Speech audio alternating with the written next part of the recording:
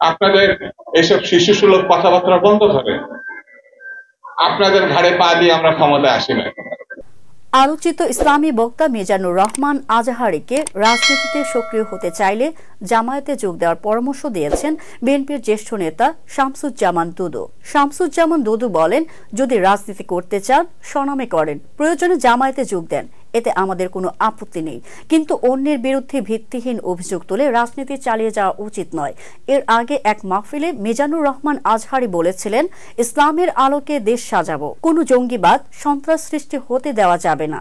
15 বছরে দেশে প্রচুর লুটপাট হয়েছে, যখন অন্য দেশ উন্নয়নে ব্যস্ত তখন আমাদের দেশের সরকার লুটপাটে মগ্ন। এক দল যায়, আরেক দল এসে লুটপাট চালায়। আমাদের কোরআনের আলোকে দেশ গড়তে হবে। দুদু আরো বলেন, বিএনপি বারবার ক্ষমতায় এসেছে জনগণের সমর্থনে, কারো ঘাড়ে পা দিয়ে নয়।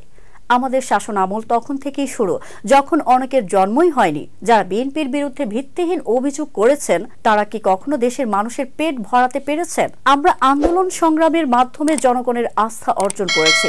বিএনপি সবসময় গরিব ও মধ্যবিত্ত মানুষের জন্য কাজ করেছে। যারা বিএনপির সঙ্গে আওয়ামী লীগের তুলনা করেন, তারা শয়তানের শয়তান।